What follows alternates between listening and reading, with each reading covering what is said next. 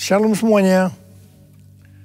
Pada waktu Tuhan Yesus ditanya oleh murid-muridnya tentang kedatangannya dan tanda kesudahan dunia ini, Tuhan Yesus menjawab dalam Lukas 21 ayat 11 bahwa salah satunya adalah penyakit sampar. Sampar dapat diartikan sebagai pandemi. Jadi COVID-19 ini adalah salah satu tanda dari kedatangan Tuhan Yesus kembali dan tanda kesudahan dunia ini. Selain itu, Tuhan Yesus menjawab dari Matius 24 ayat 14 yang berkata, dan Injil kerajaan ini akan diberitakan di seluruh dunia menjadi kesaksian bagi semua bangsa. Sesudah itu barulah tiba kesudahannya. Tuhan Yesus pasti datang kembali. Yang percaya katakan amin. Karena itu dia memberikan amanat agung kepada kita, yaitu agar kita pergi dan menjadikan semua bangsa itu murid Tuhan Yesus. Hal ini juga berarti agar terjadi penuaian jiwa besar-besaran sebelum Tuhan Yesus datang kembali. Sekarang kita akan melihat bagaimana proses untuk menyelesaikan amanat agung atau proses penuaian jiwa yang terbesar dan yang terakhir sebelum Tuhan Yesus datang kembali. Untuk menyelesaikan amanat agung tidak bisa dengan kekuatan sendiri. Karena itu pesan terakhir Tuhan Yesus sebelum naik ke sorga kepada murid-muridnya, yang juga berarti kepada kita semua. Dalam Kisah Para Rasul 1:8, tetapi kamu akan menerima kuasa kalau Roh Kudus turun ke atas kamu, dan kamu akan menjadi saksiku di Yerusalem dan di seluruh Yudea dan Samaria dan sampai ke ujung bumi. Jadi untuk menyelesaikan amanat agung, kita harus menerima kuasa dari Roh Kudus yang turun ke atas kita. Setelah itu dengan disaksikan para muridnya, Tuhan Yesus naik ke sorga. Setelah Tuhan Yesus naik ke sorga, 120 murid Tuhan Yesus berkumpul di kamar loteng Yerusalem. Mereka melakukan ini karena Tuhan Yesus memerintahkan agar mereka tidak meninggalkan kota Yerusalem sebelum diperlengkapi dengan kekuasaan dari tempat tinggi. Tuhan Yesus berkata, sebab Yohanes membaptis dengan air, tetapi tidak lama lagi kamu akan dibaptis dengan Roh Kudus. Apa yang dilakukan 120 murid di kamar loteng? Alkitab berkata bahwa mereka semua bertekun dengan sehati dalam doa bersama-sama.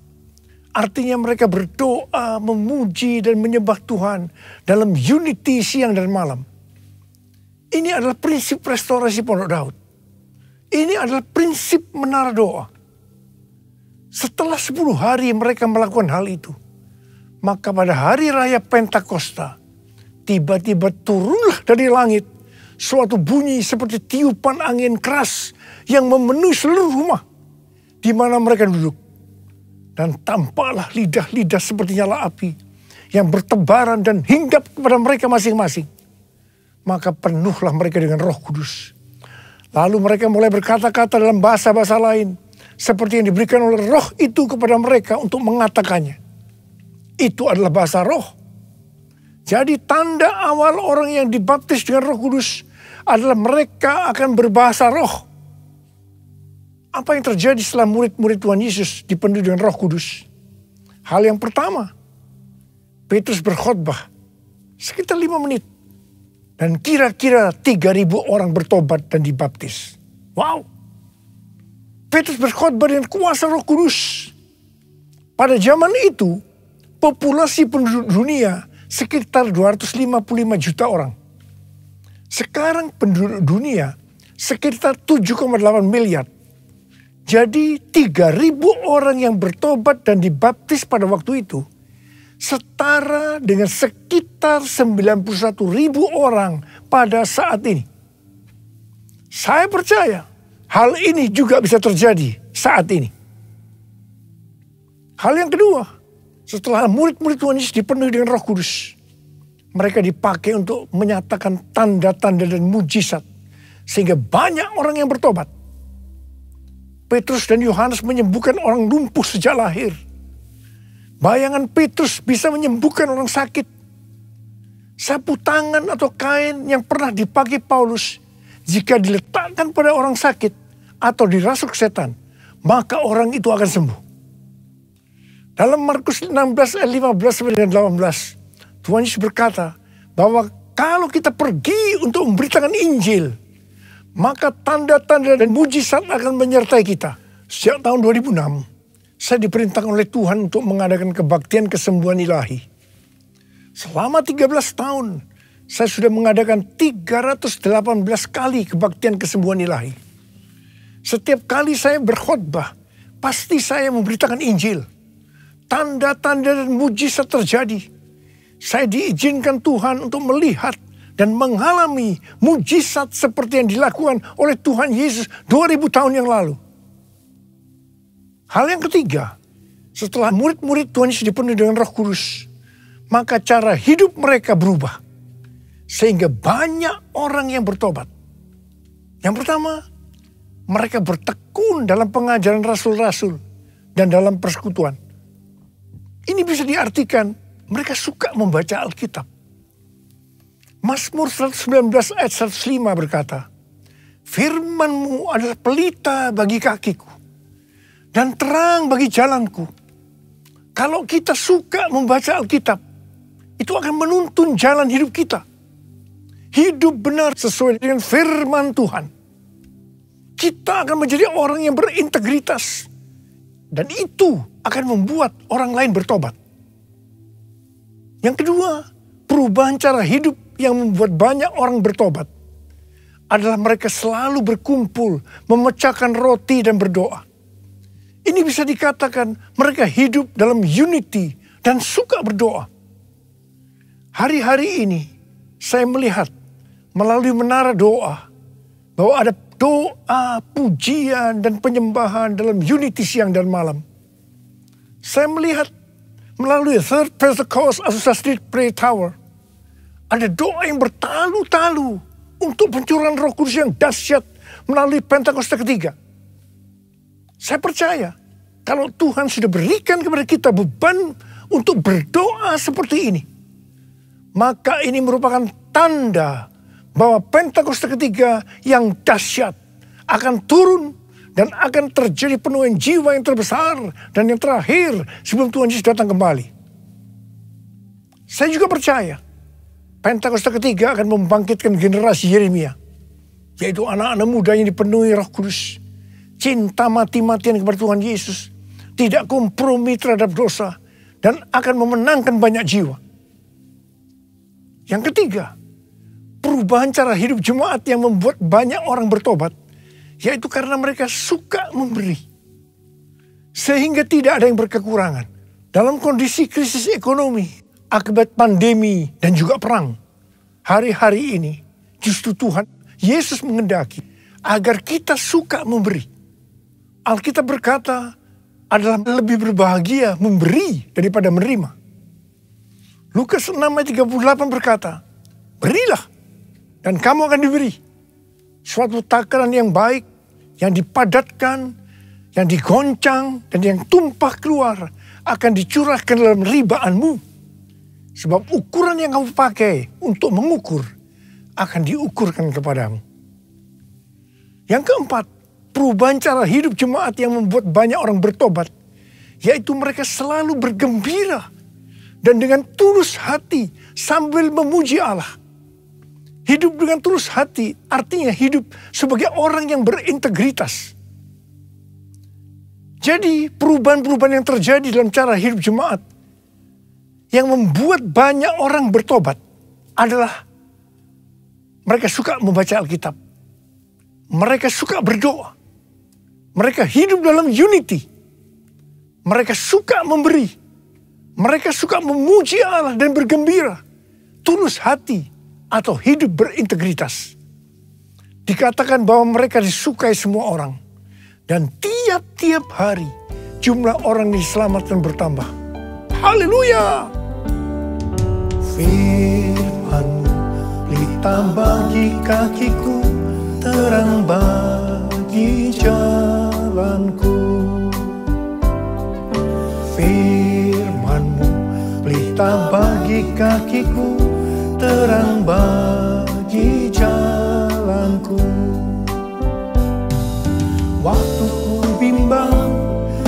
hilang jalanku, tetaplah kau di sisiku. Dan takkan ku takut asal kau di dekatku, besertaku selamanya. Firman pelita bagi kakiku, terang bagi jalanku, terang bagi jalanku, terang bagi jalanku.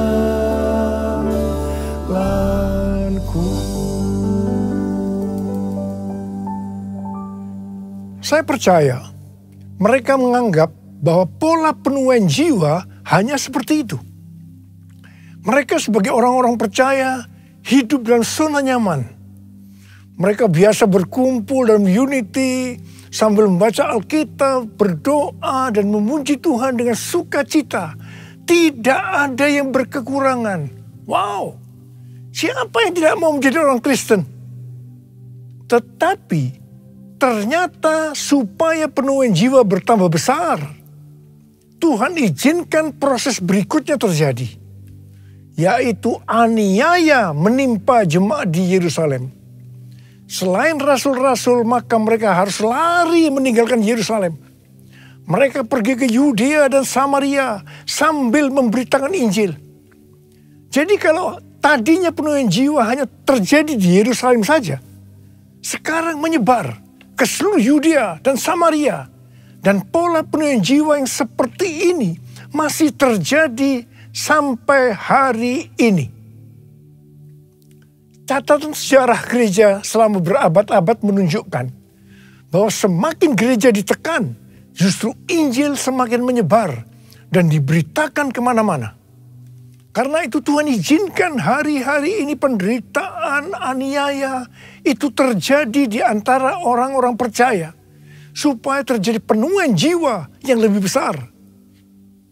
Saya percaya melalui masa pandemi COVID-19 yang membuat kita tidak nyaman, banyak mengalami tekanan-tekanan, ada yang mengalami sakit, bahkan ada yang meninggal. Tetapi justru ini akan mempersiapkan penuaian jiwa yang terbesar dan yang terakhir dalam era Pentakosta ketiga ini sebelum Tuhan Yesus datang kembali. Ternyata pola penuaian yang terjadi di atas belum menyelesaikan rencana Tuhan. Karena selain penuaian jiwa harus terjadi di Yerusalem, di seluruh Yudea dan Samaria, tetapi juga harus sampai ke ujung bumi. Tuhan mempunyai cara untuk membuat penuaian jiwa itu sampai ke ujung bumi, yaitu dengan terjadinya perubahan paradigma dalam pelayanan. Selama ini pengertian tentang keselamatan hanya untuk orang-orang Yahudi saja. Tetapi melalui peristiwa Kornelius, di mana Petrus diutus oleh Tuhan untuk mendatangi Kornelius yang bukan orang Yahudi, untuk memberitakan jalan keselamatan. Akhirnya mereka mengerti bahwa ternyata keselamatan bukan hanya untuk orang-orang Yahudi saja, tetapi untuk semua bangsa. Dan ini mengakibatkan terjadinya penuaian jiwa besar-besaran. Haleluya! Jadi mereka tidak hanya mengabarkan Injil di Yerusalem, Yudea dan Samaria saja. Tetapi sekarang mereka, termasuk kita juga, pergi ke seluruh dunia.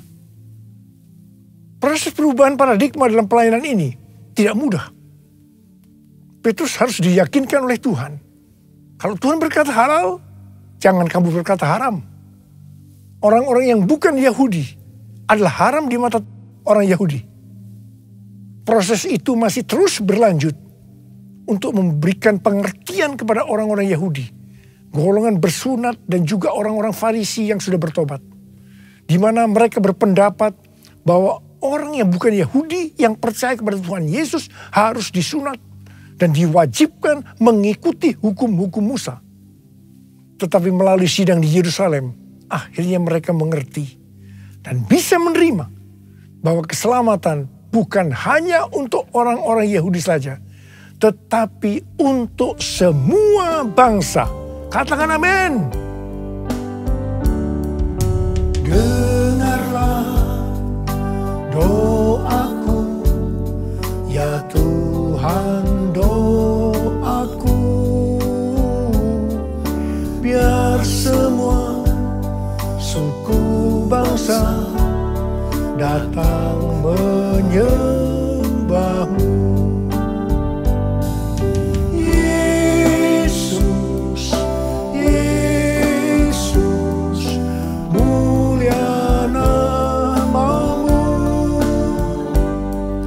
Yesus, Yesus, mulia namamu. Mulia namamu. Mulia namamu.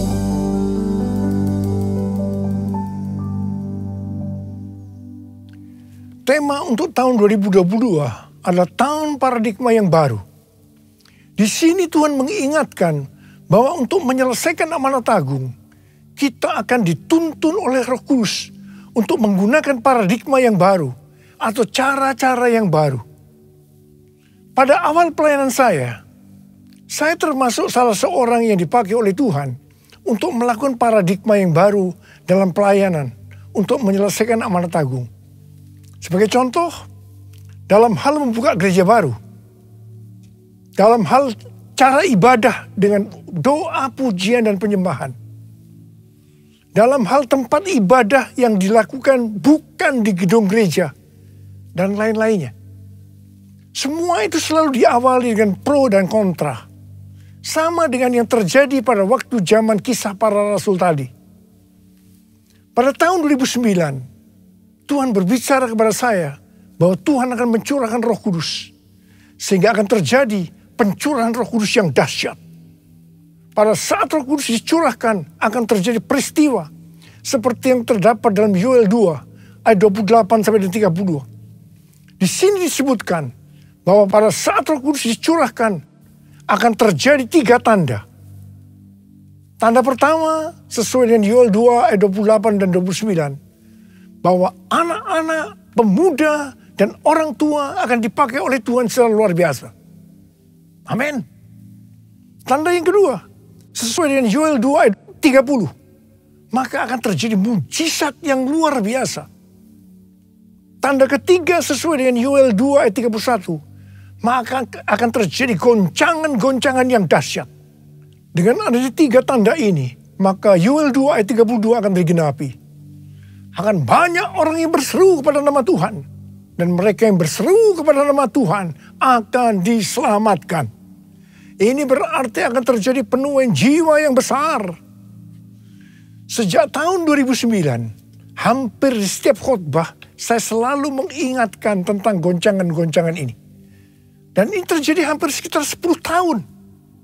Siapa mengira bahwa yang disebut dengan goncangan ini adalah pandemi COVID-19.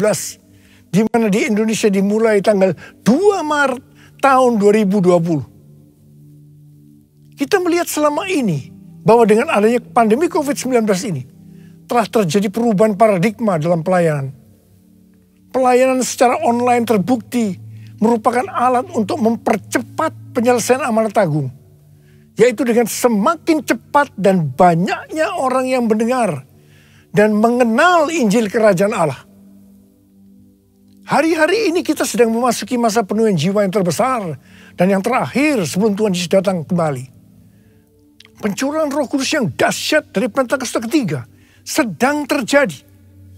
Hal ini seperti yang saya katakan pada waktu hari ulang tahun World Prayer Assembly atau WPA ke-10 di SICC lantai 11 pada tanggal 17 sampai dengan 19 Mei 2022 yang lalu. Tuhan berkata bahwa hari ulang tahun WPA yang ke-10 ini merupakan gong dimulainya pencurahan Roh Kudus yang dahsyat dari Pentakosta ketiga. Dan hal ini dikonfirmasikan juga oleh hamba-hamba Tuhan lainnya. Hari-hari ini ada 3 hal yang harus kita lakukan. Hal yang pertama, kita harus terus memperkatakan perkataan Tuhan Yesus dalam Markus 4 ayat 29 yang Tuhan berikan kepada saya pada waktu saya berulang tahun, yaitu bahwa musim menuai sudah tiba. Sebab musim menuai sudah tiba. Hal yang kedua, kita harus lebih banyak berdoa, memuji dan menyembah Tuhan dalam unity siang dan malam. Hal ini bisa diartikan juga bahwa kita harus banyak masuk dalam menara doa. Hal yang ketiga, kita harus mempersiapkan pelayanan-pelayanan untuk menyelesaikan amanat agung. Maranatha, Tuhan Yesus memberkati kita semua. Saya mau berdoa buat saudara. Ada berapa banyak di antara saudara yang mau dipakai sebagai alat Tuhan untuk menyelesaikan amanat agung Tuhan Yesus? Saya boleh angkat tangan. Mari kita nyanyikan ini bersama-sama. All my life you have been faithful. All my life you have been so good. With every breath that I am able, I will sing of the goodness of God. All my life you have been faithful. All my life you have been so good. With every breath that I am able, I will sing of the goodness of God. I will sing of the goodness of God. I will sing of the goodness of God. Mari kita berbahasa roh. Sembah Tuhan Yesus, sembah Tuhan Yesus, berbahasa roh, berbahasa roh.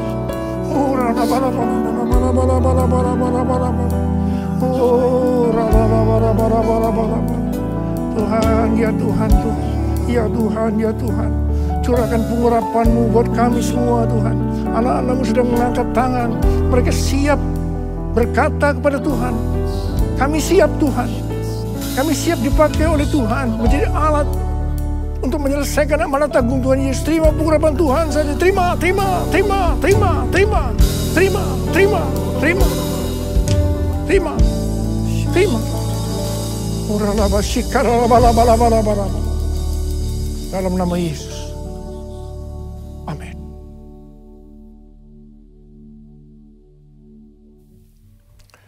Mari saudara-saudara, kita akan masuk dalam perjamuan kudus. Kita akan mengingat ayat ini. Sebab setiap kali kamu makan roti ini dan minum cawan ini, kamu memberitakan kematian Tuhan sampai Ia datang. Perjamuan kudus adalah perjamuan Tuhan Yesus sendiri. Setiap kali kita masuk dalam perjamuan kudus, Tuhan Yesus selalu berkata, biarlah ini menjadi peringatan akan daku. Karena itu mari, arahkan hati kita kepada kebaikan Tuhan. Kita akan mengingat kebaikan Tuhan. Mari, tundukkan kepala. Bapa, siapakah kami sebelum kami mengenal Engkau? Kami semua orang berdosa. Upah dosa adalah maut, mati. Tapi Engkau yang tidak berdosa telah dijadikan dosa oleh karena kami. Engkau harus turun dari surga mulia. Mati ganti kami dengan penderitaan yang luar biasa. Sungguh kalau kami pikirkan ya Aba, betapa baiknya Engkau itu. Kau jadikan kami sebagai anak-anak-Mu. Engkau tuntun, Engkau bela, Engkau lindungi, Engkau berkati, Engkau sembuhkan kami. Engkau juga mengajar kami, menghajar kami. Kalau kami hidup tidak benar di hadapan-Mu ya Tuhan. Itu Engkau ya Aba. Itu Engkau ya Aba. Saudara, Tuhan akan memberkati kita semua melalui perjamuan kudus. Tapi Tuhan mau kita makan dan minum dengan cara yang benar. Karena itu masing-masing sekarang introspeksi.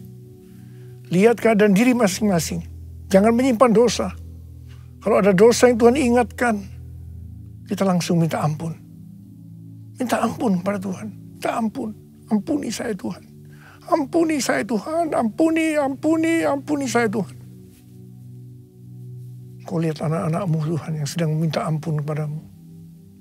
Bapa, ampuni kami. Ampuni. layakkan kami untuk masuk dalam perjamuan kudus. Berkati kami, berkati anak-anak-Mu Tuhan. Makasih, kami akan masuk dalam perjamuan kudus dengan hati yang penuh ucapan syukur. Dalam nama Yesus kami berdoa. Amin. Mari, sekarang angkat roti di tangan kanan kita tinggi-tinggi. Sebab apa yang telah kuteruskan kepadamu telah aku terima dari Tuhan. Yaitu bahwa Tuhan Yesus pada malam waktu ia diserahkan mengambil roti. Dan sesudah itu ia mengucap syukur atasnya. Ia memecah-mecahkannya dan berkata, inilah tubuhku yang diserahkan bagi kamu. Perbuatlah ini menjadi peringatan akan aku. Saudara kasih Tuhan, bukankah roti yang kita pecah-pecahkan ini adalah persekutuan kita dengan tubuh Kristus? Mari kita makan dalam nama Yesus.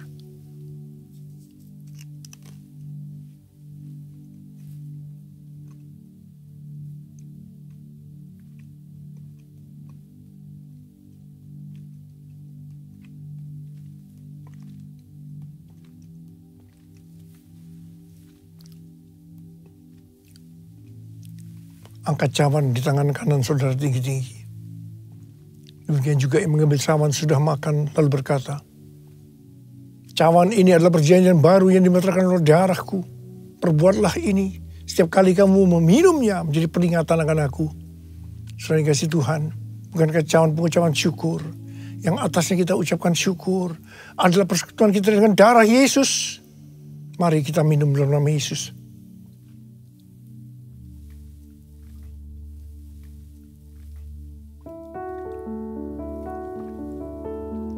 Mari ucapan syukur dan terima kasih dengan suara, jangan diam. Tuhan terima kasih ya Tuhan. Terima kasih ya Tuhan, terima kasih. Oh terima kasih. Engkau baik Tuhan. Engkau baik Tuhan. Engkau baik. Engkau baik ya Tuhan, Engkau baik. Engkau lihat anak-anak-Mu. Mereka yang membutuhkan kesembuhan Tuhan. Mereka membutuhkan mujizat Tuhan. Ya Tuhan, Kau melihat tangan-tangan mereka yang terangkat. Siapa yang membutuhkan kesembuhan? Siapa yang membutuhkan mujizat Tuhan? Angkat tangan saudara. Terima kesembuhan, terima mujizat Tuhan, terima. Bapa, terima kasih Bapa, terima kasih Bapa, terima kasih Bapa, terima kasih. Oh Tuhan, Kau baik. Engkau baik dalam hidup kami. Engkau selalu baik buat hamba-Mu. Engkau selalu baik buat kami semua. Terima kasih Abba. Terima kasih. All my life you have been faithful. All my life you have been so good. With every breath that I am able, I will sing of the goodness of God. All my life you have been faithful. All my life you have been so good. With every breath that I am able, I will sing of the goodness of God. I will sing of the goodness of God. I will sing of the goodness of God.